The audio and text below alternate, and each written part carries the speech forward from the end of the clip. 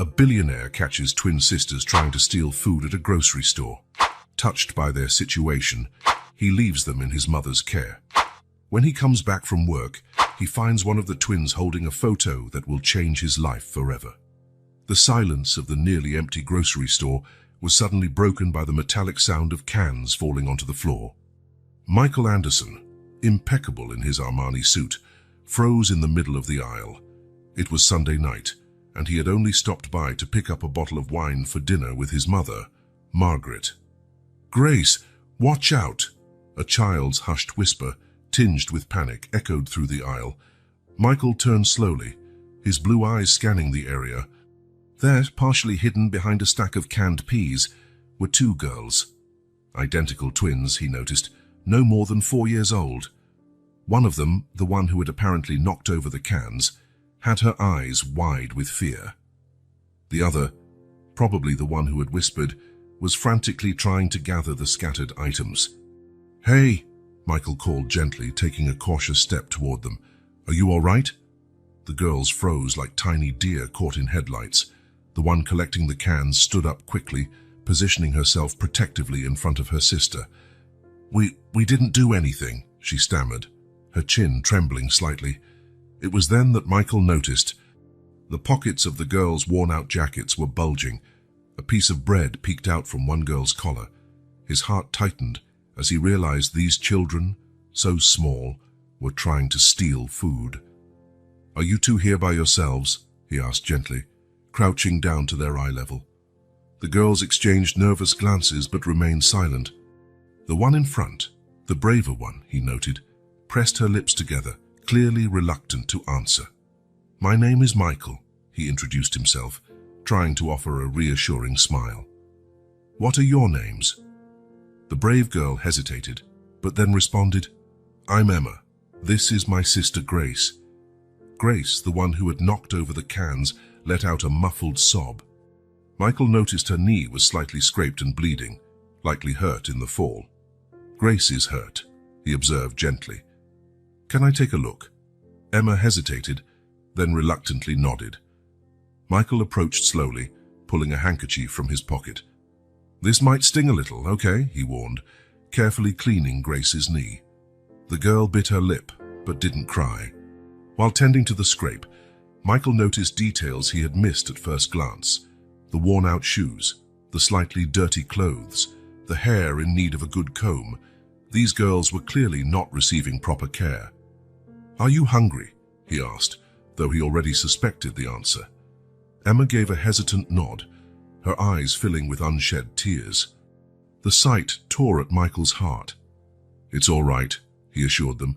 "You're not in trouble. How about this? I'll buy you something to eat, and then we can talk for a bit. Sound good?" The twins looked at each other, having a silent exchange. Finally, Emma nodded. "Okay," she agreed. "But it has to be quick. We can't take too long." Michael guided the girls through the store, watching as they selected sandwiches, fruit and juice with a seriousness far beyond their years. Children this young shouldn't have to worry about what they'll eat. After paying for the groceries, including the items the girls had tried to steal, Michael took them to a bench outside the store. The late afternoon sun cast a golden light over them, highlighting their blonde hair and green eyes that seemed too large for their thin faces. As the twins ate ravenously, Michael gently tried to find out more about their situation, but the girls remained evasive, exchanging anxious looks at each question. It was clear they were scared and had been told not to talk to strangers. Michael felt his world spin. How could there be children going through this just a few miles from his mansion? "Emma, Grace," he said softly when they finished eating. "You can't stay on your own. It's dangerous, and you need help." Panic returned to the girl's eyes. "No," Emma exclaimed. "We can't go with you. We have to go back." Michael felt his heart clench. Before he could think twice and the words left his mouth, What if you both came with me? Just for tonight. My mother loves children. She'd be happy to look after you while we figure out what to do." The twins exchanged glances again, that silent communication that seemed well beyond their years. "Can we trust him?" Grace's look seemed to ask. Emma studied Michael for a long moment. Then, slowly, she nodded.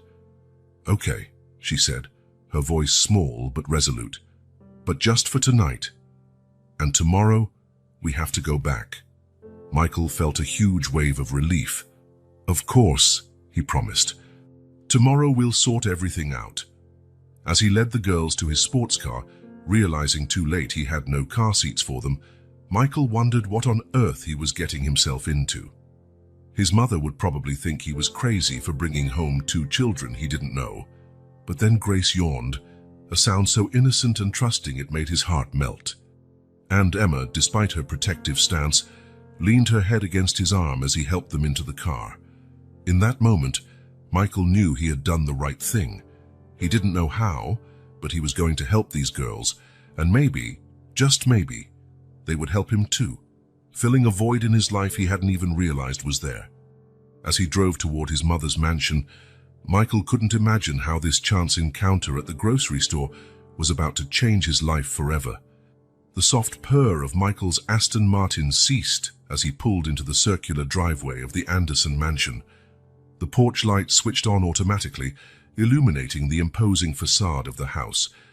In the back seat, Emma and Grace gazed wide-eyed, their small hands clasped together. "Wow," Grace whispered, her voice barely audible. "Is it a castle?" Michael couldn't hold back a smile. "Not exactly, but my mother sometimes acts like a queen." He had barely finished the sentence when the front door opened, revealing Margaret Anderson. At 55, she still had the elegant poise and sharp gaze that had made her one of the most respected socialites in the city. Her face, usually composed, twisted in confusion at the sight of Michael helping 2 disheveled girls out of the car. "Michael," she called, descending the front steps. "What's going on?" Michael took a deep breath, preparing to explain. "Mom, these are Emma and Grace. They need our help tonight." Margaret frowned, but then her gaze fell on the girls. The twins shrank slightly under her scrutiny, Grace hiding partly behind Emma. Something in the children's eyes must have moved Margaret, because her expression softened immediately. She knelt down, ignoring her expensive dress pressing against the gravel. "Hello, sweethearts," she said gently. "You must be cold. How about we go inside and have some hot chocolate?" Emma, ever the protector, hesitated. But Grace, enticed by the mention of hot chocolate, took a small step forward. "Will there be marshmallows?" she asked timidly. Margaret smiled, a genuine smile that lit up her face. "Of course, dear. As many marshmallows as you want." That seemed to break the ice. The girls followed Margaret inside, with Michael right behind them, carrying the small, worn-out bag that Grace had refused to let go of. In the spacious, immaculate kitchen, Margaret moved efficiently, preparing hot chocolate while Michael helped the girls climb onto the high stools at the counter. The rich, sweet aroma soon filled the air, making the twins' stomachs growl audibly. "Here you go," Margaret said, placing 2 steaming mugs in front of the girls. Each was topped with a generous handful of marshmallows. "Careful, it's hot." Emma and Grace picked up the mugs reverently, as though they were precious treasures. At the first sip, their eyes widened in delight. "This is the best chocolate in the world," Grace declared, already sporting a chocolate mustache above her upper lip. Margaret laughed, a soft, melodious sound that made the girls smile shyly. "I'm glad you like it. Now, how about a warm bath while I fix something for you to eat?" The twins exchanged apprehensive looks. We have to leave soon," Emma said, hesitant. Margaret frowned, casting a questioning glance at Michael. He gave a subtle gesture, indicating he would explain later. "Well, as long as you're here, let's make you comfortable, okay?" Margaret said gently. "I promise no one will make you do anything you don't want to." After a moment's hesitation, the girls agreed. Margaret led them upstairs to one of the many guest bathrooms. Michael followed, carrying clean towels and plush robes. "Oh, Grace," Margaret exclaimed softly upon seeing the girl's injured knee.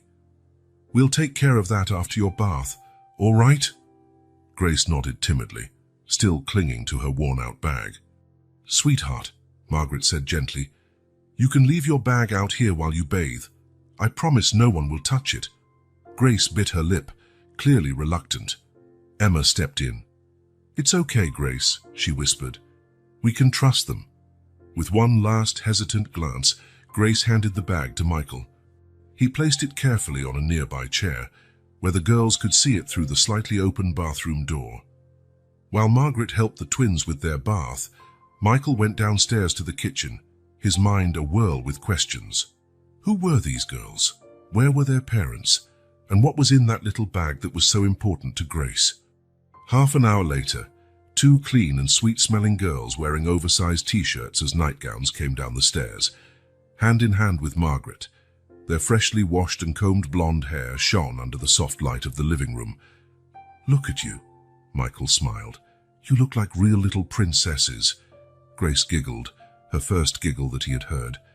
Emma, though still cautious, looked more at ease. Margaret guided them to the dining room table, where plates of mac and cheese, classic comfort food, awaited. The girls ate eagerly, displaying surprisingly polite manners for such young children. As they ate, Margaret and Michael exchanged glances. There were so many questions, so many worries. But they both knew this wasn't the time to push. After dinner, with the girls struggling to keep their eyes open, Margaret led them to one of the guest bedrooms. "You can stay here tonight," she said, helping them climb onto the large king-size bed. "If you need anything, just call." Grace grabbed Margaret's hand. Can you tell us a story?" The request caught Margaret by surprise, but her face lit up with a warm smile. "Of course, dear. How about Cinderella?" While Margaret told the story, her gentle voice filling the room, Michael watched from the doorway. He saw the exact moment the girls fell asleep, their small hands still clasped together. Margaret tiptoed out of the room, closing the door quietly behind her. She looked at Michael, her eyes reflecting a mix of concern and determination. "Now," she said softly, "you're going to tell me exactly what's going on." Michael nodded, guiding his mother back to the living room. As they sat down, his eyes fell on Grace's worn bag, still untouched on the chair where he had left it. Whatever story lay behind these girls, Michael knew his life would never be the same. And somehow, looking at his mother, he knew she felt the same way. The little bag's mystery would have to wait. For now, two small souls were counting on them for safety. And the Andersons had no intention of letting them down. The sun had barely risen when Michael Anderson quietly slipped out of the mansion. He cast one last glance at the window of the room where Emma and Grace slept, his heart heavy at the decision to leave Auntie, even temporarily. Margaret had promised to take care of the girls and try to learn more about their situation. The workday passed in a blur. Michael found himself unable to focus on the meetings and spreadsheets that normally consumed his attention. His thoughts kept returning to the two little blondes who had so unexpectedly entered his life. By the time he managed to leave the office, it was already past 7 in the evening. Michael drove home faster than usual, eager to see how the girls were doing.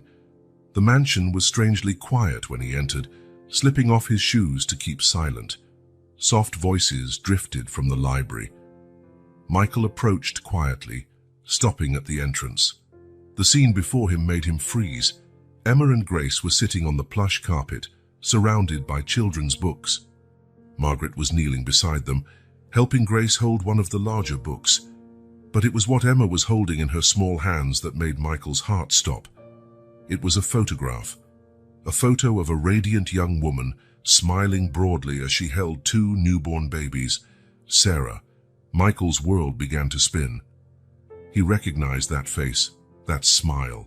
Sarah Miller. His high school sweetheart, the girl who had been his best friend and first true love. "Michael!" Margaret's voice pulled him out of his stupor.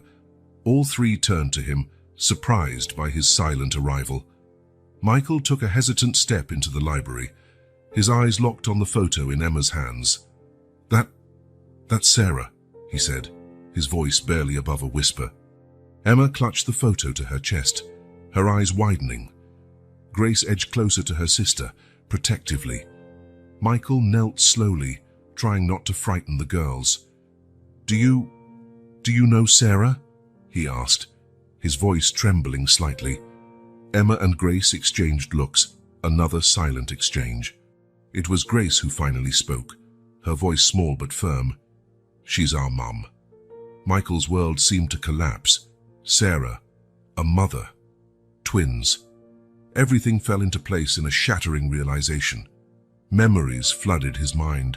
Sarah and him, carefree teenagers, sitting in the school bleachers talking about their dreams. Prom night, dancing all evening, promising that distance wouldn't separate them. The final kiss at the airport before Michael left for Europe for college. And then, the gradual silence. Calls became fewer, emails took longer. Life led them down different paths until they lost contact completely. "Where's Sarah?" The words left his mouth before he could stop them, tinged with urgent desperation that surprised even him. The silence that followed was deafening. Emma hugged the photo tighter, burying her face in it. Grace bit her lip, her eyes filling with unshed tears. Sensing the rising tension, Margaret intervened softly. "Girls, it's all right. No one will force you to talk about anything you don't want to. Michael is just surprised to see Sarah after all this time." Michael took a deep breath, trying to calm his racing heart. He sat on the floor, keeping a respectful distance from the twins. "I'm sorry," he said gently. "I didn't mean to scare you, it's just, I knew Sarah a long time ago." "We were very close." Grace lifted her face, her green eyes so like Sarah's, studying Michael curiously. "You were Mommy's friend?" Michael nodded, a sad smile forming on his lips. "Yes, I was. We went to high school together. She is a very special person." Emma, always protective, studied Michael carefully. "Why didn't you ever visit us before, if you were Mum's friend?" The innocent question hit Michael like a punch. I didn't know about you," he admitted. "Sarah and I lost touch a few years ago after I left to study abroad." Margaret, who had stayed silent, observing the exchange, finally spoke up. "Michael, maybe it's better if we discuss this privately." But Michael barely heard her. His mind whirled with possibilities, with questions. Sarah, a mother of twins. Sarah, whom he hadn't seen in over 5 years. What had happened? "Girls," he said softly, "I know you're probably confused, but I promise we want to help. Anything you can tell us about Sarah, where she might be." Grace let out a muffled sob, burying her face in Emma's shoulder. Emma wrapped an arm around her sister, her eyes taking on a determined gleam. "We can't tell," she said firmly. "We promised Mom." Michael felt his heart clench again. What had happened to Sarah? Why did the girls seem so scared? Margaret rose and, extending her hands to the twins, "Come on, girls, let's make a snack. You can bring the photo if you want." The girls stood hesitantly, Emma still holding the photograph. As they followed Margaret to the kitchen, Michael remained seated on the library floor, surrounded by children's books and Sarah's almost tangible presence. He picked up one of the books, a fairy tale Sarah had once loved. He remembered how she dreamed of becoming a writer, how her eyes shone when she talked about the stories she wanted to tell the world. What had happened to those dreams? How had Sarah become a single mother of twins, and why were the girls alone and frightened? Michael stood up slowly, his eyes roaming over the library shelves. So many books, so many stories. But the one he wanted most to know was Sarah's story, and that of the twins. At that moment, the sound of childish laughter drifted from the kitchen. Michael looked that way, feeling a wave of protectiveness unlike anything he had felt before. Whatever mystery lay behind Sarah and the twins, he was determined to unravel it. And more than that, he was determined to protect Emma and Grace, no matter the cost. With one last glance at the photo of Sarah, left on the carpet by Emma, Michael headed to the kitchen. The mystery would have to wait. For now, there were 2 scared little girls who needed comfort and safety. And maybe, just maybe, by helping them, he could finally fix the mistake he had made years ago when he let Sarah slip out of his life. Distance and time had separated them once, but fate seemed to be giving them a second chance. As he walked to the kitchen, Michael made a silent promise. He would find Sarah, He would find out what had happened. And above all, he would do whatever it took to keep Emma and Grace safe. The smell of freshly baked cookies greeted him in the kitchen, along with the sound of the girls' laughter. For a moment, Michael allowed himself to imagine a future in which that laughter was a constant presence in his life. A future where he, Sarah, and the twins could be a family. It was a distant dream, he knew, but for the first time in years, Michael felt a flicker of hope in his heart. The path ahead would be difficult and full of mysteries, but he was ready to face it. For Sarah, for Emma and Grace, and perhaps, just maybe, for the family they could become. Morning had barely broken when Michael Anderson was already in his home office, red-eyed from a restless night, staring at his computer screen. After the shocking revelation of the previous night, he could barely close his eyes, his mind churning with unanswered questions and frightening possibilities. "Sarah Miller," he murmured, typing the name into the search engine for the 100th time. As always, the results were frustratingly irrelevant. It was as though Sarah had vanished entirely from the digital world. Michael leaned back in his chair, closing his eyes for a moment. Instantly, memories of high school days flooded his mind. Flashback, Sarah laughing, her golden hair shining in the school courtyard. "Come on, Michael, we're going to be late for literature class," he ran after her, grinning. "Since when do you care about being on time?" She stopped, turning to him with a mischievous smile. "Ever since Mr. Johnson promised to talk about Jane Austen today. You know she's my favorite." Michael laughed, taking her hand. "How could I forget? You've only been talking about it for weeks." End of flashback. The sound of his phone ringing pulled him back to the present. It was Margaret. "The girls are asking for you," his mother said without preamble. "They seem anxious." Michael sighed, running a hand through his hair. "I'm trying to find any lead on Sarah, Mom. Anything." "I know, dear, but these little ones need stability right now, and you need more information. Why not try talking to them again?" He knew his mother was right. "Okay, I'll be home in an hour." Hanging up, Michael made one last desperate search. That's when something caught his eye. A small obituary from 3 months ago. Elizabeth Thompson, 68, passed away peacefully at home. Thompson, the same last name the girls had mentioned. Heart pounding, Michael grabbed his things and rushed out of the office. At the Anderson mansion, Margaret was in the kitchen with Emma and Grace, trying to distract them with cookie making. The girls seemed more relaxed than the day before, but there was still an underlying tension in their small shoulders. "Look who's here," Margaret announced as Michael walked in. The twins turned around, flour on their faces and clothes. For a moment, Michael could see Sarah in them so clearly his heart ached.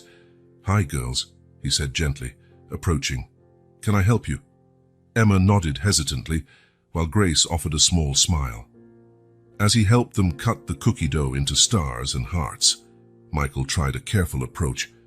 "You know, I've been thinking a lot about the photo you showed me yesterday," he began. "It made me remember when Sarah and I were friends in school." The twins exchanged glances, but remained silent. "She was always so kind and funny," Michael continued. "I remember one time when..." Flashback. The school library was quiet, except for the occasional sound of pages turning. Michael was focused on his chemistry book when something hit his head. Looking down, he saw a paper airplane. He unfolded it, finding a message in Sarah's neat handwriting. "Hey, nerd, how about an ice cream break? My brain is melting from all this Shakespeare." He looked up, spotting Sarah 2 tables away, feigning innocence. When their eyes met, she winked, making him stifle a laugh. End of flashback. "She always knew how to make me laugh," Michael concluded, returning to the present. Grace, who had been listening intently, spoke for the first time. "Mommy makes us laugh too. She tells the best stories." Michael felt his heart constrict. "I'm sure she does." "You must miss her a lot." The girls fell silent again, but Michael noticed tears in Emma's eyes. "Girls," he said softly, "I know you promised not to tell, but we're really worried about your mom. Anything you can tell us would help so much." Emma bit her lip, clearly torn. It was Grace who finally spoke. Mrs. Thompson said Mom is sleeping. That she'll wake up soon, but we don't know when. Michael exchanged an alarmed look with Margaret. Sleeping? Do you know where she is? Emma shook her head. Mrs. Thompson didn't tell us. She said it was safer that way. Michael's mind whirled. Was Sarah in a coma? Hospitalized? And why the secrecy? Margaret, sensing his growing agitation, stepped in. How about we put these cookies in the oven? Then we can watch a movie together. As the girls busied themselves with the task, Margaret pulled Michael aside. Calm down, she whispered. I know you want answers, but pushing the girls too hard will only frighten them. Michael nodded, trying to steady himself. You're right. But Mum, what if Sarah is really in danger? What if... Margaret placed a comforting hand on his shoulder. One step at a time, dear. First, we need to earn the girls' complete trust. The rest will come with time. Looking over at Emma and Grace, who were now giggling while placing the cookie tray in the oven, Michael felt a surge of protectiveness. Regardless of what had happened to Sarah, these girls needed him now. Okay, he said, taking a deep breath. We'll do it your way. Joining the twins to choose a movie, Michael made a silent promise. He would find out what happened to Sarah, no matter the cost. But first, he would ensure Emma and Grace felt safe and loved. Sarah's mystery would have to wait. For now, there were cookies to bake, movies to watch, and most importantly, 2 young lives to protect. The social services office was a sober place, with beige walls and artificial plants vainly attempting to add some life. Michael Anderson shifted in the uncomfortable chair, his gaze fixed on the closed door in front of him. After days of fruitless searching, he had finally managed to set up a meeting with Elizabeth Thompson, the social worker handling Sarah Miller's case. The door opened, and a middle-aged woman with graying hair and kind eyes emerged. Mr. Anderson, please come in. Michael rose, his heart pounding. Upon entering the small office, he noticed the stacks of folders and the tired look in Mrs. Thompson's eyes. She gestured for him to take a seat, then settled behind her desk. Mr. Anderson, I understand you're here about Sarah Miller and her daughters, she began, her tone professional yet concerned. Michael nodded eagerly. Yes, I'm taking care of Emma and Grace right now. I found them alone and... Mrs. Thompson raised a hand, interrupting.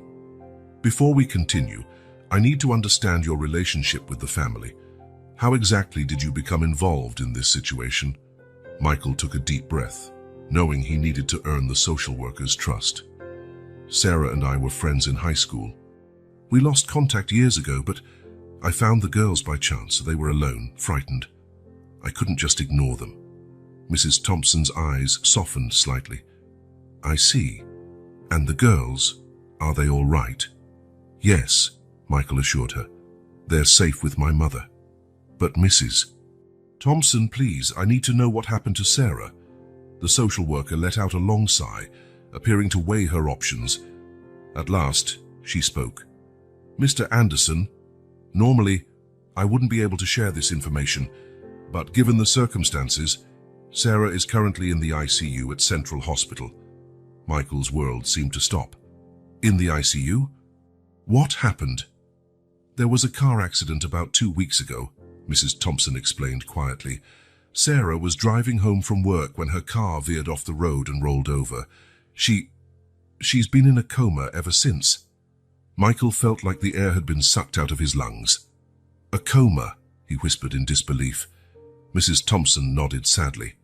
The doctors are doing everything they can, but the situation is serious, Mr. Anderson. And the girls? Michael asked, mind spinning. Do they know? Not completely, the social worker answered. We've tried to shield them from the full truth, given their age. They know their mother is asleep in the hospital, but they don't understand the gravity of it. Michael ran a hand through his hair, feeling the weight of responsibility on his shoulders. Why were they alone when I found them? Wasn't anyone caring for them? Mrs. Thompson looked uncomfortable. There were complications. The neighbor who was looking after them fell ill suddenly, and before we could step in and, well, the girls were alone for a short time. I see, Michael murmured, though 1,000 questions still whirled in his mind. "Mr. Anderson," Mrs. Thompson said, leaning forward, "now that you're involved, I need to know your intentions. These girls need stability and care." Michael met her gaze firmly, his voice resolute as he replied, "I'm going to take care of them. I'll be there for Sarah. I'll do whatever it takes to keep this family safe and together." Mrs. Thompson studied him for a long moment before nodding slowly. "Very well, I'll need to do a home visit, evaluate the situation. But for now, Easton, it seems the girls are in good hands." When Michael left the office minutes later, his mind was in turmoil. Sarah, in a coma. The girls, scared and confused. And he, suddenly at the center of it all. As he walked to his car, Michael made a silent promise. He would be there for Emma and Grace, giving them all the love and security he could. And he would do everything in his power to bring Sarah back. The sun dipped below the horizon, casting long shadows across the city. Somewhere, in a hospital room, Sarah was fighting to return to her daughters, and Michael vowed that when she woke, she would find her entire family safe and waiting for her. With renewed determination, he started the car. His next destination was Central Hospital. It was time to see Sarah and begin unraveling the mystery behind her accident. The antiseptic smell of Central Hospital enveloped Michael as soon as he walked through the automatic doors. His heart pounded wildly in his chest, a mix of anxiety and fear of what he was about to face. Mrs. Thompson's words still echoed in his mind. Sarah in a coma, fighting for her life. With hesitant steps, he approached the reception desk. "Sarah Miller," he said shakily. "I'm here to see Sarah Miller." The receptionist typed something into her computer. "Room 307, third floor," she informed him, her eyes softening at the anxious look on his face. "She's in the ICU. Only family members are allowed." Michael swallowed hard. I'm the father of her daughters," he lied, guilt instantly gnawing at him. But he needed to see Sarah. He had to know. The elevator felt painfully slow. When the doors finally opened on the third floor, Michael felt as if he was stepping into another world. The silence was broken only by the steady beeping of monitors and the hushed tones of distant conversations. Room 307. Michael paused outside the door, his heart nearly leaping out of his chest. Through the small glass pane, he could see a motionless figure on the bed surrounded by machines. Taking a deep breath, he stepped inside. The rhythmic sound of the heart monitor filled his ears. And there, pale and fragile, lay Sarah. Her golden hair, which he had once adored, was spread across the stark white hospital pillow. Tubes and wires seemed to weave around her like a web, connecting her to the machines that kept her alive. "Oh, Sarah," Michael whispered, walking slowly to the bed. He took her limp hand, surprised by how cold it was. "What happened to you?" Almost as if in response to his question, the door opened, and a middle-aged doctor stepped in, a clipboard in hand. "Mr. Anderson," the doctor asked, extending his hand. "Dr. Patel. I'm the neurologist in charge of Sarah's case." Michael shook the doctor's hand mechanically, his eyes never leaving Sarah. How is she?" Dr. Patel sighed, adjusting his glasses. "Ms. Miller's condition is critical but stable.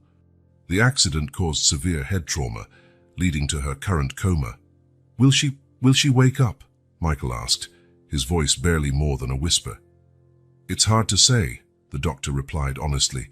"The brain is complex, and every coma case is unique. We're monitoring closely, and there are signs of brain activity, which is good. But the time frame for recovery, if it happens, is uncertain." Michael felt his legs weaken, and he leaned against the side of the bed. "What about after? If she wakes up?" "When she wakes," Dr. Patel corrected gently, "we'll have to assess.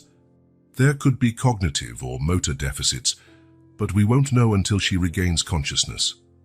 Michael nodded, trying to absorb the information. "Her daughters, can they see her?" The doctor hesitated. "Usually, children aren't allowed in the ICU, but given the circumstances, and we may make an exception, it might help Sarah to sense their presence." After Dr. Patel left. Michael remained by Sarah's side, holding her hand and recalling moments from the past. Their first meeting in the school library, afternoons studying, the prom. "I should have fought harder for you," he murmured, a tear sliding down his face. "I shouldn't have let distance come between us, but I'm here now, Sarah, and I'm not going anywhere." The next day, Michael returned to the hospital with Emma and Grace.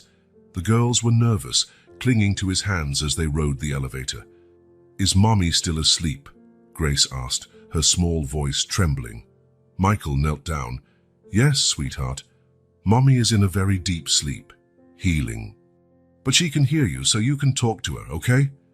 Emma, always the protector, tightened her grip on her sister's hand.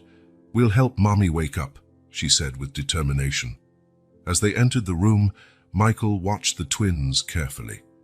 Their eyes went wide at all the machines, and Grace let out a small sob. "It's all right," Michael reassured them, guiding them closer to the bed. "All these machines are helping Mommy get better." Emma was the first to approach. Gently, she touched Sarah's hand. "Mommy," she called softly. "It's us, Emma and Grace. We came to see you."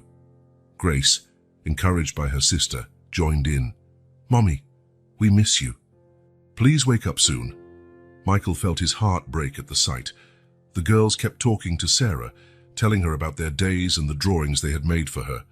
At one point, Grace began quietly singing "Somewhere Over the Rainbow," a song Sarah used to sing to them. As he watched, Michael noticed something surprising. Sarah's heart monitor registered a slight uptick during the song.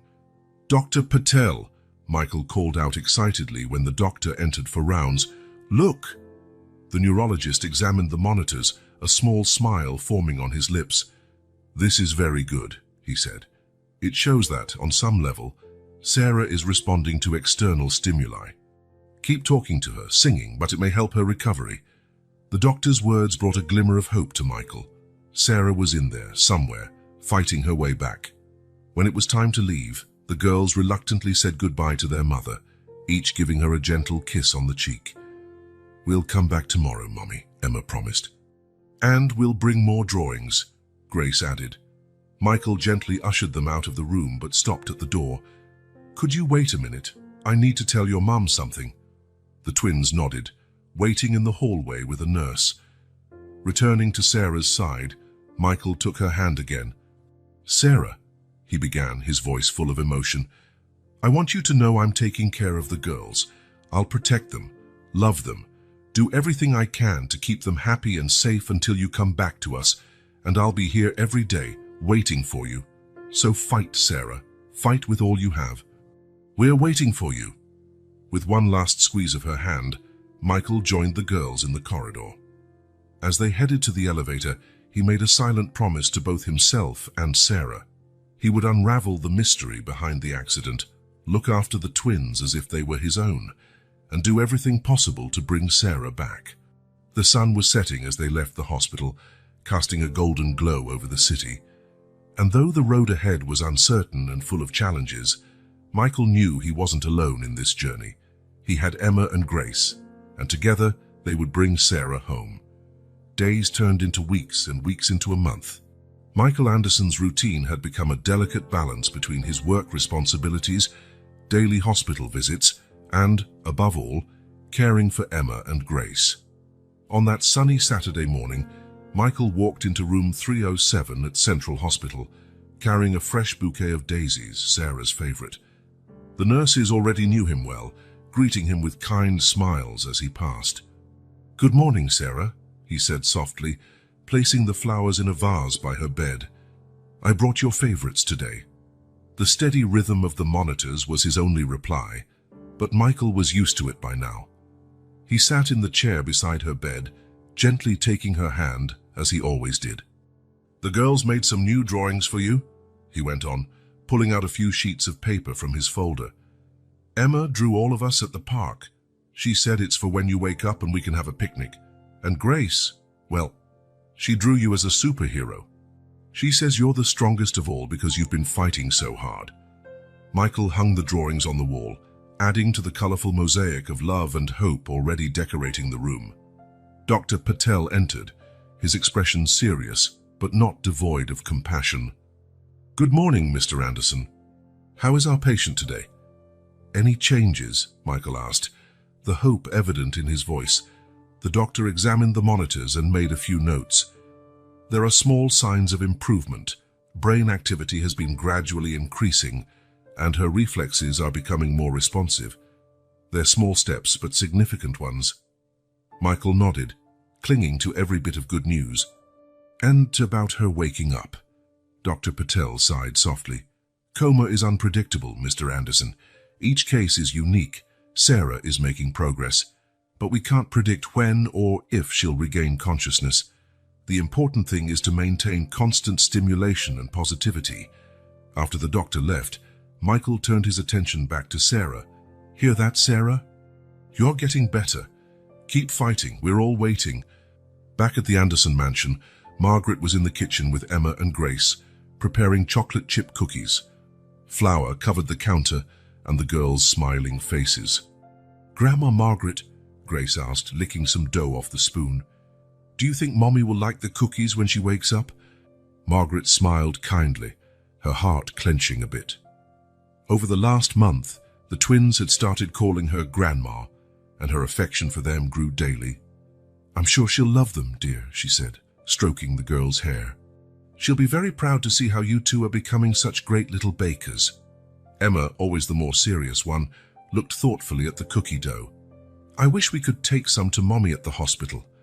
Margaret exchanged a quick glance with Michael, who had just come in. He stepped forward, kneeling between the two girls. "Hey, how about we do something special?" he suggested. "We can record a video of you making the cookies. Then, when Mommy wakes up, she can watch everything you learned." The twins' eyes lit up at the idea, and soon Michael had his phone out, filming them as they explained each step of the recipe. Later, after the girls were in bed, Michael and Margaret sat in the living room, each with a cup of tea. "How is she, really, Michael?" Margaret asked, worry clear in her voice. Michael sighed, running a hand through his hair.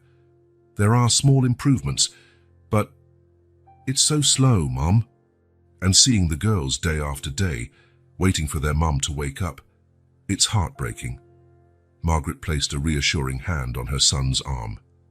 "You're doing an incredible job, dear. These girls, they've bonded with you in a way I've never seen before." "I've bonded with them too," Michael admitted, a small smile tugging at his lips. "It's strange, isn't it? Little more than a month ago, I had no idea they existed. Now I can't imagine my life without Emma and Grace." "Love does that," Margaret said wisely. "It catches us by surprise and changes everything." Michael nodded, thoughtful. "I just hope I'm doing enough. For them, for Sarah." "You're doing more than enough," Margaret assured him. "And remember, you're not in this alone. I'm here to help however I can." The following week, during one of his daily visits, Michael noticed something different. While reading one of Sarah's favorite books aloud, a new routine he had started, he saw a slight movement of her fingers. "Sarah," he called, leaning closer. "Sarah, can you hear me?" There was no response beyond that small movement, but it was enough to spark hope in his chest. Dr. Patel, called in a hurry, examined Sarah carefully. "This is very encouraging," he said, a genuine smile on his face. "It's a sign she may be emerging from deep coma." "What does that mean?" Michael asked anxiously. "It means we should intensify stimulation," the doctor explained. "Keep talking to her, reading, playing music, and get ready, Mr. Anderson. If Sarah keeps improving, we might see more movements, maybe even moments of awareness in the coming days or weeks." The news brought a rush of renewed hope and energy to Michael and the girls. Over the following days, they visited more often, bringing Sarah's favorite music, sharing stories, and filling her in on the details of their everyday life. One afternoon, while Grace softly sang "Somewhere Over the Rainbow," they all saw Sarah's eyes move beneath her closed lids. "Mommy?" Emma called, her voice trembling with emotion. "Mommy, we're here." Although Sarah didn't fully awaken that day, the event marked a turning point. The medical team noted a significant increase in her brain activity, and the small movements, though still slight, became more frequent. That night, after putting the twins to bed, Michael returned to the hospital. Sitting by Sarah's side, he held her hand, feeling a renewed sense of purpose. "You're almost there, Sarah," he whispered. "Keep fighting. The girls are waiting for you. I'm waiting for you. And when you wake up, I promise we'll all be here, ready to bring you home." The gentle squeeze he felt on his hand might have been his imagination, but to Michael, it was a sign. A sign that no matter how long or hard the journey, Sarah was fighting her way back. And he would be there every step, fighting right alongside her. Morning light filtered through the blinds of the hospital room, creating dancing patterns on the white walls. Michael sat in his usual chair by Sarah's bed, flipping aimlessly through a magazine while waiting for the twins and Margaret to arrive for their daily visit. That was when he heard it. A soft sigh, different from the mechanical breathing he was used to. His eyes flew to Sarah's face and his heart nearly stopped. Her eyes were open. "Sarah," he whispered, scarcely daring to believe it. She blinked slowly, her green eyes so much like Grace's, struggling to focus. Her mouth moved, trying to form words. Michael quickly grabbed a cup of water with a straw, helping her drink a few sips. "Easy," he murmured. "Don't try to speak yet, I'll call the doctor." Minutes later, the room was bustling with activity. Dr. Patel and a team of nurses performed a series of tests while Michael watched anxiously from the corner. "Welcome back, Ms. Miller," Dr. Patel said with a warm smile. "You gave us quite a scare." Sarah looked around, confused, until her eyes settled on Michael. Recognition and surprise flickered across her face. Michael?" she managed, her voice raspy from disuse. He approached, tears threatening to spill from his eyes. "Yes, Sarah, it's me." The girls?" she asked, a sudden panic in her tone. "They're fine," Michael quickly assured her. "They're safe. My mother is bringing them for a visit soon." Relief washed over Sarah's face. Dr. Patel interjected kindly, "Ms. Miller, I know you have many questions, but we need to run some exams to assess your condition. Mr. Anderson, if you could give us a few minutes." Michael nodded, reluctant to leave Sarah's side, but understanding it was necessary. He stepped into the hallway, immediately calling Margaret to share the news of Sarah's awakening. When he was finally allowed back into the room, Sarah looked more alert, though still visibly exhausted. How long?" she asked as soon as he sat down. "Just over 6 weeks," Michael answered softly. "You had a car accident, Sarah. You've been in a coma since then." She closed her eyes, processing the information. When she opened them again, tears brimmed. "The girls must have been so scared." "They're incredibly strong," Michael said, pride lighting his face. "Like their mother. They've been staying with my mother and me this whole time." Sarah stared at him, perplexed. You took care of them. But how?" Michael took a steadying breath. "I found them by chance, Sarah. They were alone, scared. I couldn't just leave them. And when I found out they were your daughter, well, it felt like destiny bringing us together."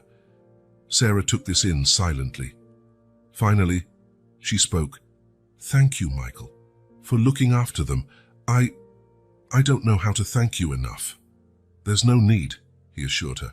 "They're amazing kids, Sarah. You've done a wonderful job raising them." A small smile played on her lips, but it was soon replaced by worry. "Michael, there's so much you don't know. So many things have happened since we drifted apart," Michael finished softly. "I know, and I want to hear everything, Sarah, when you're ready." She nodded, hesitant. "It's a long story." "We have time," he assured her. Sarah took a deep breath as if gathering her courage. "After you left for Europe, I found out I was pregnant." Michael felt like he'd been punched in the gut. "Pregnant? But why didn't you tell me?" "I tried," Sarah said, tears spilling down her cheeks. "I called, I emailed. But you were so busy with your new life, new friends, and then I got that photo." Michael frowned, confused. "What photo?" "You, with that blonde girl. You looked so happy. I I didn't want to ruin your life. Realization hit Michael like lightning. The photo with a classmate at a party. He remembered sending it to Sarah, telling her about his new friends. He had never imagined she would see it differently.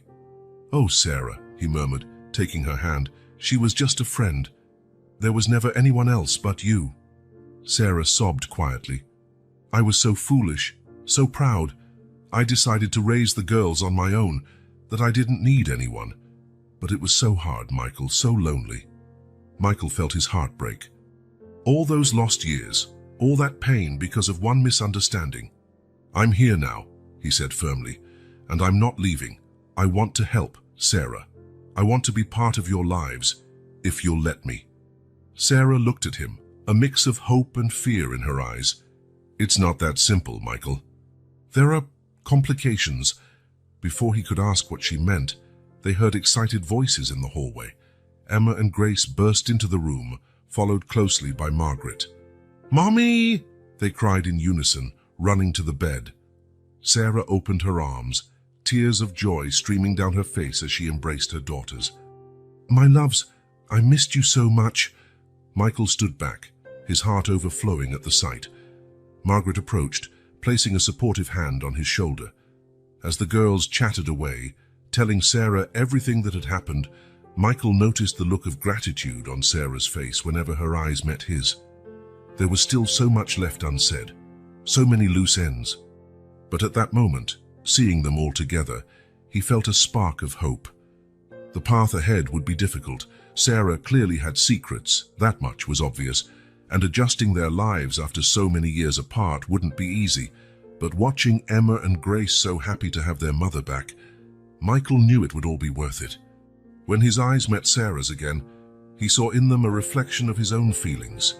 Fear of the unknown, yes, but also a flicker of that old love, never truly forgotten. "One step at a time," he murmured, mostly to himself. Sarah, as though she had heard him, gave a small nod. It was a start. And for Michael, it was more than enough for now. The morning sun bathed the porch of the Anderson mansion, where Sarah sat in a wheelchair, watching Emma and Grace play in the garden. It had been a week since she'd been discharged from the hospital, and every day brought fresh challenges and small victories. Michael stepped out onto the porch, carrying a steaming cup of chamomile tea. "I thought you might like this," he said, handing Sarah the cup with a kind smile. "Thanks," she murmured, her eyes never leaving the girls. "It still feels strange to see them so at ease here." Michael followed her gaze. Emma was helping Grace climb a small tree, their laughter echoing across the yard. "They're resilient," he commented. "And they've adapted incredibly well, considering everything." Sarah nodded, a mix of pride and worry etched on her face. "They look so happy, almost as if they belong here," Michael offered gently. Sarah looked at him, her eyes full of conflicting emotions. "Yes, and that scares me a little." Michael took a seat beside her. "Sarah, I know this is sudden for you. Going from raising them alone to, well, all this," he gestured around, indicating the mansion and the new family dynamic. "It must be overwhelming." "It is," she admitted, "but it's also comforting in a way, seeing how everyone cares about them, how you care about them." Their eyes met, and for a moment it felt as though the intervening years had vanished. Michael felt his heart speed up, remembering the love they once shared. "Mommy, Michael!" Grace's voice broke the moment. "Come see what we found." Sarah started to rise, but Michael gently stopped her. "Let me help," he offered, positioning himself behind the wheelchair. As he wheeled her across the garden, Sarah couldn't help but notice how Michael's hands were both gentle and strong. It was a constant reminder of how much he had changed, no longer the boy she knew, but a mature, reliable man. The girls led them to a fallen bird's nest under a tree. 3 tiny blue eggs lay inside, miraculously unbroken. "Can we take care of them?" Emma asked, her eyes shining with hope. Michael knelt down beside them. "Actually, the best thing to do is put the nest back in the tree. The mother bird is probably looking for them." Sarah watched in admiration as Michael patiently explained why they shouldn't interfere with nature. He helped the girls find a sturdy branch and carefully replaced the nest. "Now we can watch from a distance," he suggested. "Maybe in a few days we'll see the chicks hatch." The girls agreed excitedly, already making plans for a watch post. Back on the porch, Sarah couldn't help but comment, "You're great with them." Michael blushed slightly. "They make it easy. They're incredible kids, Sarah. You've done an amazing job raising them." Sarah felt tears well up in her eyes. "Thank you, but seeing them with you, it's like they're complete in a way they never were before." Michael knelt beside her wheelchair, taking her hand. "Sarah, I know there's a lot still unsaid between us. So many lost years, so many misunderstandings. But I want you to know I'm here. For you, for them. Whatever you need." Sarah squeezed his hand, emotion constricting her throat. "Michael, Sarah. Michael." Margaret's voice interrupted them. "Lunch is ready. Could you bring the girls?" The moment passed, but something had changed. A bridge had begun to form across the gap of lost years. During lunch, Sarah watched the way the girls interacted with Margaret and Michael. It was as if they'd always been a family. Grace excitedly recounted their discovery of the bird's nest, while Emma discussed a book she was reading with Michael. "So, dear," Margaret addressed Sarah, "how are you feeling today?" Sarah smiled genuinely. "Better every day." "Thank you for everything, Margaret. Your kindness. I don't know how to repay it." Margaret waved away the thanks. "Nonsense. You're family now." The word family echoed in Sarah's mind. After years of struggle and solitude, she suddenly found herself surrounded by so much love and support. Later that night, after the girls were in bed, Sarah found Michael in the library. He was flipping through an old photo album. "What are you looking at?" she asked, rolling her wheelchair closer. Michael smiled, showing her a photo. It was of the two of them at their high school prom. "Remember that night?" Sarah laughed softly. "How could I forget? You stepped on my feet all through the first dance." "Hey, I got better after that," Michael protested, laughing. For a moment, they fell silent, lost in memories. "Michael," Sarah finally said, her voice serious, "we need to talk about the future. About the girls, about us." He nodded, shutting the album. "I know, Sarah, I don't want to pressure you. I know all this is sudden and complicated, but I want you to know I'm committed to you, to the girls, to the idea of us being a family, if that's what you want." Sarah felt her heart race. "It's scary," she admitted. "For so long, it was just me and the girls. And now you have me and my mum," Michael finished softly. "I know it's a big change, but we can take it slow, one day at a time." Sarah lifted her hand, gently touching Michael's cheek. "You've always been patient with me," she murmured. Michael leaned into her touch. "And I always will be," he promised. In that moment, something shifted between them.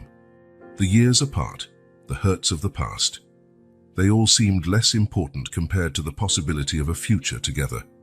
"One day at a time," Sarah agreed, a small smile tugging at her lips. As the night wore on, Sarah and Michael continued talking, reminiscing about the past and tentatively planning the future. The challenges were many: Sarah's recovery, the girls' adjustment, the secrets yet to be revealed. But for the first time in years, both felt a genuine hope taking root in their hearts. The family they were forming was unexpected and unconventional, but it was theirs. And together they would face whatever the future held. The sound of the doorbell echoed through the Anderson mansion on a quiet Sunday afternoon. Michael, who was helping Emma with her homework in the living room, looked up, puzzled. They weren't expecting anyone. "I'll get it," Sarah said, now able to move around with the aid of a cane. Her recovery was slow but steady. Michael heard the front door open, followed by Sarah's shocked gasp. Alarmed, he got up quickly. "Sarah, are you all right?" he called, heading for the foyer. The scene he found made his heart pound. Sarah stood stock still, pale as a ghost, staring at a tall, well-dressed man at the door. The stranger glanced from Sarah to the twins, who had gathered behind Michael, curiosity shining in their eyes. "Hello, Sarah," the man said, his voice trembling with emotion. "It's been a long time." Sarah seemed unable to speak, her hand gripping the cane so tightly her knuckles whitened. "Who are you?" Michael demanded, positioning himself protectively beside her. The man tore his gaze from Sarah to Michael, his penetrating blue eyes assessing him. "James Carter," he introduced himself, extending a hand. "And you must be Michael Anderson." Automatically, Michael shook the offered hand, his mind racing. The name meant nothing to him, but Sarah's reaction indicated this was no casual acquaintance. "Mummy," Grace called, her voice small and confused.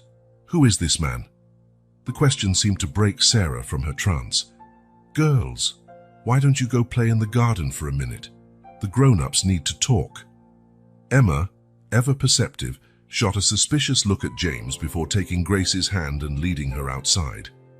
"Come in," Sarah finally said to James, her voice shaky. Once in the living room, an uneasy silence fell. Sarah sat heavily on the sofa, Michael at her side, while James took an armchair opposite them. "What are you doing here, James?" Sarah finally asked. James leaned forward, his gaze fixed on the twins through the window. "I came because Sarah, I have to know, those girls, are they mine?" The question fell like a bombshell. Michael felt as though the ground had disappeared beneath his feet. "What?" he exclaimed, incredulous. Sarah closed her eyes, anguish crossing her features. "Michael, Let me explain," James interrupted, his voice calm but laden with emotion. "Sarah and I were involved for a few months after you went to Europe. Michael, it was intense but brief. We broke up and lost contact." Michael jumped to his feet, unable to stay still. "Sarah, is that true?" Sarah opened her eyes, tears shimmering. "Yes. James and I got involved after I lost touch with you. I was hurt, confused. When I heard about the accident," James continued, "I was shocked. And then I heard about 4-year-old twins. The possibility that I might be their father. I had to know." Michael felt the world spin again. All the assumptions he had made, all his plans for the future, suddenly felt as though they were crumbling. "How can you just show up like this?" Michael asked, his voice hoarse with emotion. "After all these years?" James ran a hand through his hair, visibly agitated. "I know it's sudden, but understand I only just found out about this possibility. I couldn't ignore it." Sarah sobbed silently. "James, you can't just appear and turn the girls' lives upside down. They don't even know about you." "I understand that," James said gently. "I'm not here to cause problems, but if there's a chance they're my daughters, I can't just walk away. They deserve to know the truth, don't you think?" Michael remained silent, his mind a whirlwind of anger, sadness, and confusion. "What exactly do you want, James?" he finally asked, surprisingly calm. "I want to find out if I'm really their father," James answered. "And if I am, I want the chance to know them, to be part of their lives somehow. I'm not here to take them from you. I know I don't have that right." Sarah let out a bitter laugh. "And you think it's that simple?" "No," James admitted. "I know it's complicated, but everyone deserves the truth." "Enough," Michael intervened, his voice firm. "This isn't getting us anywhere. James, I think you should leave now." "We all need time to process this." James nodded slowly, rising. "I understand. Here's my card. Please contact me when you're ready to talk. And Sarah, I'm sorry for showing up like this, but I had to know." When the door closed behind James, silence filled the house again. Sarah buried her face in her hands, her shoulders trembling with sobs. Michael sat beside her, his own heart breaking, but knowing she needed him now more than ever.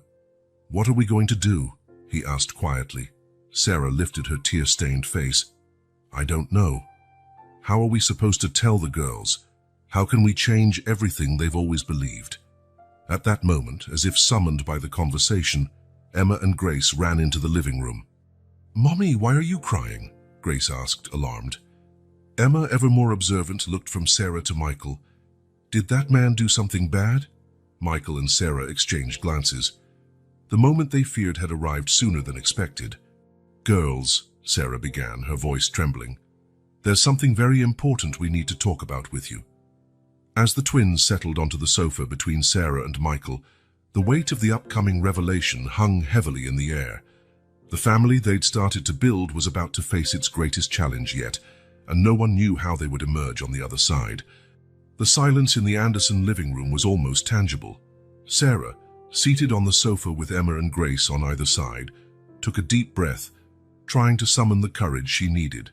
Michael stood by the fireplace, his expression a mixture of worry and silent support. Girls, Sarah began, her voice quivering. Remember how we always said families can be different. Some kids have one dad, some have two, and some don't have one at all. The twins nodded, their large eyes fixed on their mother. Well, Sarah continued, it turns out you might have a father you haven't met yet. Emma frowned. But what about Michael? Michael's heart clenched at the child's innocent question. Sarah shot him a quick look before turning back to the girls. Michael is very important to us, honey. He loves you both very much. But a long time ago, before you were born, I met a man named James. Grace's eyes went wide. The man who came here today? Sarah nodded. Yes, that's him. James and we dated for a while. And there's a possibility he's your biological father. The silence that followed was deafening. Emma, always the sharper one, was the first to speak. So, Michael isn't our dad. The pain in the girl's voice broke everyone's hearts. Michael stepped forward, kneeling in front of them. Emma, Grace, he said softly, I love you both more than anything in the world. That won't change, no matter what happens. Okay? The girls nodded, though they still seemed confused and frightened. What happens now? Grace asked in a small voice. Sarah exchanged a look with Michael before answering. Well, to know for sure if James is your father, we have to do a special test called a DNA test. Here it's like a scientific investigation to find out the truth. Over the next few weeks, tension gripped the house. The DNA test was done, and the wait for the results felt interminable. James kept his distance, respecting the family's space, but his presence loomed like a shadow over them all. Finally, the envelope arrived. Sarah, Michael, and James met at an attorney's office to open the results. The results indicate, the attorney read in a monotone voice, a 99.9% probability that James Carter is the biological father of Emma and Grace Miller. It was as though time stood still. Sarah closed her eyes, a mix of relief and apprehension on her face. James let out a shaky breath, tears shining unshed. Michael, meanwhile, felt as if the floor had vanished from beneath his feet. What do we do now? Sarah asked, her voice low. The attorney cleared his throat. Well, legally, Mr. Carter has paternal rights. However, given the unique situation, I suggest the three of you discuss and reach a co-parenting agreement that serves the children's best interests. The next few days were filled with long, emotional discussions. James expressed his desire to be involved in the girls' lives, but he also acknowledged the vital role Michael played. I don't want to take anything away from you, James said one evening, seated at the Anderson kitchen table with Sarah and Michael. I just want the chance to know my daughters, to love them. Michael, still struggling with his own emotions, surprised everyone with his response. The girls deserve to know about their origins, about you. But I want to make one thing clear. They are my daughters too in my heart. I'm not giving that up. Sarah squeezed Michael's hand, tears in her eyes. We'd never ask you to. Slowly, a plan began to form. James would be gradually introduced into the girls' lives as a special family friend before the full truth was explained. Michael would remain central to their daily routines, with Sarah and James working together to create a healthy co-parenting environment. One evening, after the girls were in bed, Sarah found Michael on the porch, gazing thoughtfully at the stars. What are you thinking about? She asked softly, joining him. Michael was silent for a moment before responding. How unpredictable life can be. A few months ago, I didn't even know I had daughters.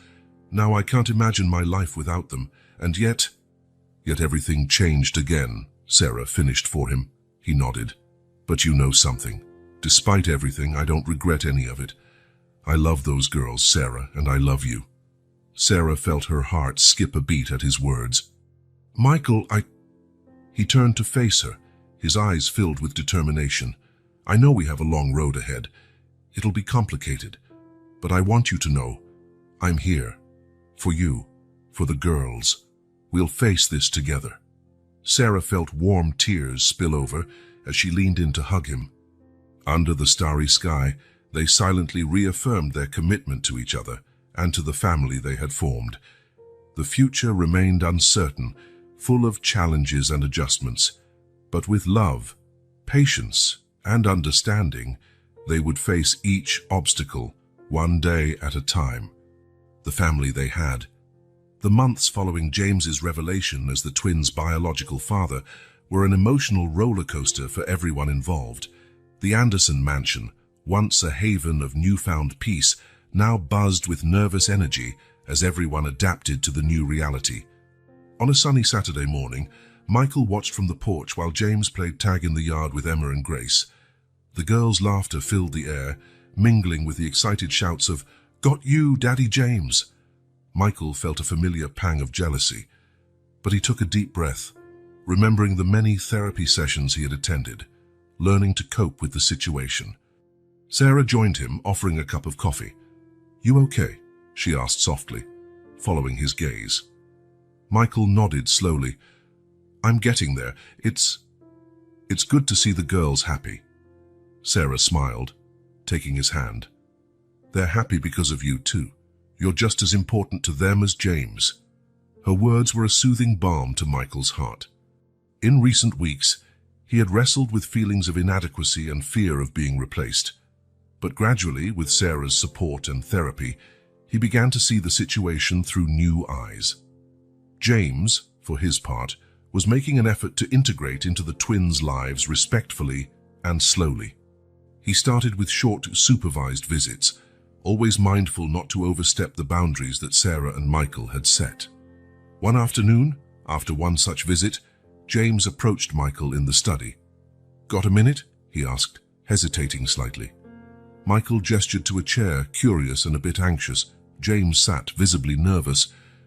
"I just wanted to say thank you," he began, "for being so understanding, for letting me be part of the girls' lives. I know this hasn't been easy for you." Michael was taken aback by James's honesty. "It hasn't been easy for any of us," he admitted, "but the girls come first." James nodded earnestly. "Exactly, and I want you to know I deeply respect the role you have in their lives. I'm not here to replace you, Michael. I'm hoping we can, well, be partners in this somehow." The offer of partnership startled Michael. He studied James for a moment, seeing not a rival, but a man genuinely trying to do the right thing. "I think we can work on that," Michael finally replied, extending his hand. Their handshake sealed a turning point in the family's dynamic. In the weeks that followed, a new routine emerged. James joined the family for dinner twice a week and spent one weekend day with the twins. Michael maintained his central role in their daily life, helping with homework, telling bedtime stories, and being the steadfast father figure he had always been. Emma and Grace, initially confused by the situation, began to adapt with the resilience typical of children. They loved the extra attention and the love they now received from all the adults in their lives. One night, as Michael tucked the girls into bed, Grace asked sleepily, "Michael, you're still our dad, right? Even with Daddy James?" Michael's heart swelled. "Of course, a princess. I'll always be your dad no matter what." From the other side of the bed, Emma added, "It's like we have two dads and a mum. We're really lucky, huh?" Michael smiled, kissing each of their foreheads. "Yes, you are, and we're very lucky to have you." Closing the door to their room, Michael found Sarah in the hallway, tears in her eyes. "Did you hear that?" he asked softly. Sarah nodded, hugging him. "They're right, you know, we're all so lucky." Downstairs, James was getting ready to leave after the family dinner. Michael walked him to the door, something that would have been unthinkable just a few months earlier. "Thanks for dinner," James said. "And well, for everything." Michael nodded. "The girls loved having you here. Maybe next weekend we can all go to the park together. They've been talking about paddle boats." James's smile lit up his face. That would be great. Really great. When the door closed behind James, Michael felt a sense of peace he hadn't experienced in months. The situation was still far from perfect. There were doubts and insecurities, but they were making progress, adapting, growing together. Later that night, lying in bed beside Sarah, Michael reflected on the journey of the past few months. "You know," he said softly, "I never imagined my life would be like this. But I wouldn't change it." Sarah turned to him, her eyes shining in the dark. "Me neither. Thank you for being so amazing through all this, Michael. I don't know what we'd do without you." Michael pulled her closer, kissing her gently. "We're a family," he murmured. "Maybe not conventional, but a family. And together, we can face anything." As they drifted off to sleep, the Anderson mansion was quiet, wrapped in a sense of contentment.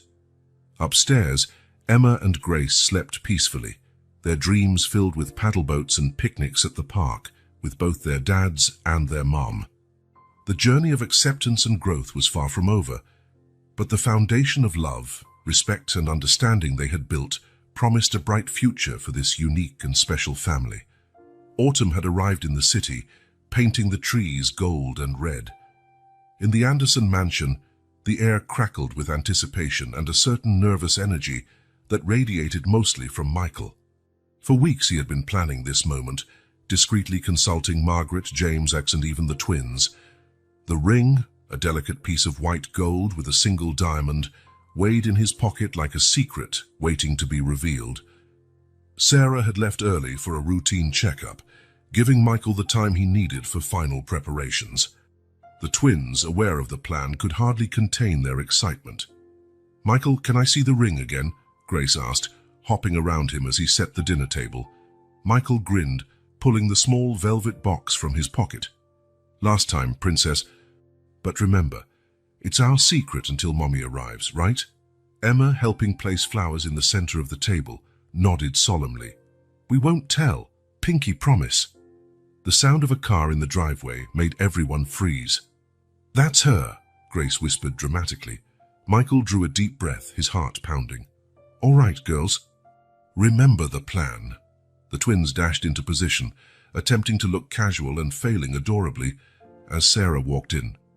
"Hello, my loves," Sarah called, surprised by the quiet greeting. "Is everything okay?" Michael appeared in the dining room doorway, a nervous smile on his face. "Welcome back. How was the checkup?" Sarah raised an eyebrow, clearly sensing something was up. "It went fine. What are you three up to?" "Nothing," the twins chorused, their voices too loud to be believable. Michael chuckled softly, extending his hand to Sarah. "Come on, we have a surprise for you." Intrigued, Sarah let Michael guide her into the dining room. She gasped when she saw the elegantly set table, candles lit, and the delicious aroma of her favorite dish filling the air. "What's all this?" she asked, clearly touched. Michael led her to her seat, the twins watching anxiously.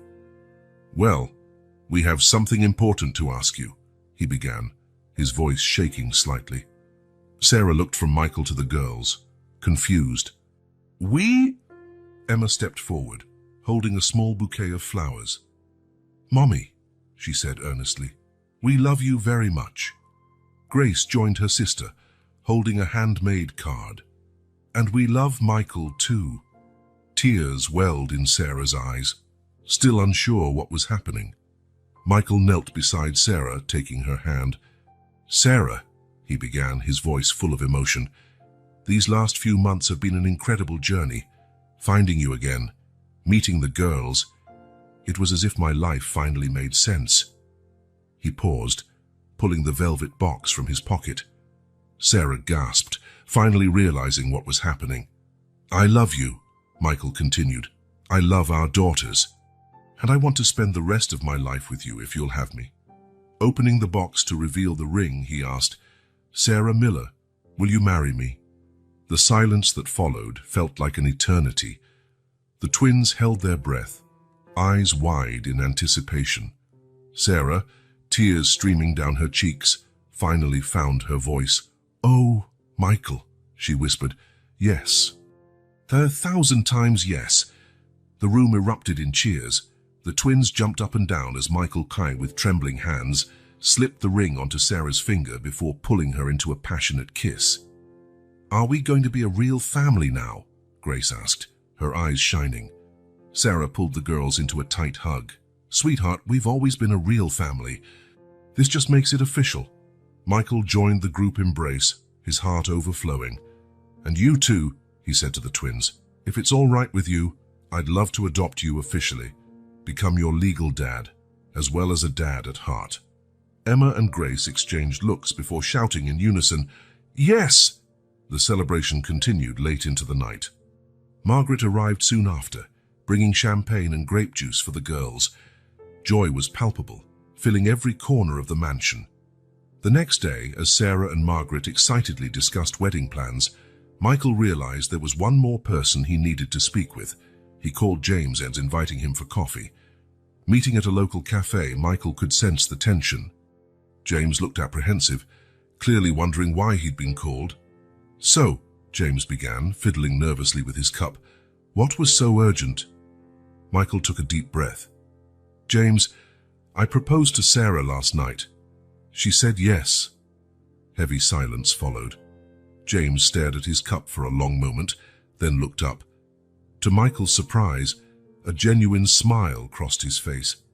Congratulations, James said sincerely. You both deserve happiness. Michael let out a breath he hadn't realized he was holding. Thank you, but there's more. I want to adopt the girls legally. James nodded slowly. I figured this day would come, he said quietly. Michael, I'll be honest, part of me hurts to think about that. They're my biological daughters. Michael braced himself to argue, but James lifted a hand, stopping him. But, James continued, over the past months, I've seen how much you love them, how you protect and care for them. You're their father in every way that matters. Unshed tears shone in James's eyes. I love Emma and Grace, and because I love them, I want what's best for them. And what's best for them is to have you as their legal father, as well as a father of the heart. Michael felt a lump in his throat. James, I don't know what to say. James reached across the table, gripping Michael's arm. Say you'll keep being the amazing dad you've been. Say you'll love and protect our girls with everything you have. Always, Michael promised, his voice thick with emotion. The two men regarded each other, a silent understanding passing between them. It wasn't a conventional situation, but it was theirs. And at the center of it all were two little girls who now had more love than they ever imagined. That night, as the family gathered for dinner, an unmistakable feeling of contentment filled the air. Sarah glowed with her engagement ring. The twins chatted excitedly about being flower girls, and Michael watched it all with a full heart. Later, after tucking the girls in, Michael found Sarah on the porch, gazing up at the stars. What are you thinking, Mrs. Anderson-to-be? He asked, wrapping his arms around her. Sarah leaned into him. About how unpredictable life can be. A year ago, I was alone, struggling to raise the girls, and now I have everything I ever dreamed of. Michael kissed the top of her head. I love you, Sarah. You and the girls are my entire world. Sarah turned in his arms, looking into his eyes. And you're ours, she said quietly. Our family may not be conventional, but it's perfect for us. Sarah turned in his arms, looking into his eyes. And you are ours. Our family might not be conventional, but it's perfect for us. As they kissed under the starry sky, Michael knew that no matter what the future held, they would face it together. With unconditional love as their foundation, their family could overcome any challenge. Morning dawned bright and radiant, as though the sky itself was celebrating Michael and Sarah's wedding day. The Anderson mansion was abuzz from the early hours, with decorators, florists, and planners scurrying around to put the finishing touches on the ceremony that would take place in the garden. In the master bedroom, Sarah sat before the mirror, watching Margaret arrange delicate white flowers in her hair. Her dress, an elegant yet simple lace design, flowed gracefully around her. "Are you nervous, dear?" Margaret asked, meeting Sarah's gaze in the reflection. Sarah smiled, a mixture of anxiety and joy shining in her eyes. "A bit, but mostly, I'm happy. It feels like everything is finally falling into place." A soft knock on the door interrupted them. Emma and Grace entered, wearing pastel lilac dresses that made them look like little fairies. "Mommy," Grace exclaimed, "you look so pretty." Emma, always more observant, noticed the emotion in her mother's eyes. "Are you okay, Mom?" Sarah opened her arms, inviting the girls into a hug. "I'm just so happy to have you both here with us on such a special day." On the other side of the mansion, Michael was adjusting his tie for what felt like the 100th time, his reflection in the mirror revealing equal parts nerves and excitement. "Relax," came a voice from the doorway. James entered, already wearing his groomsman's suit. "You look great." Michael turned, gratitude in his smile. Having James in the wedding, not just as a guest but playing an active role, was a testament to how far their lives had become intertwined in recent months.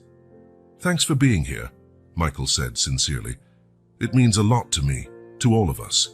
James shrugged, but his smile was genuine. "We're a family now, aren't we? Even if it's a bit unconventional."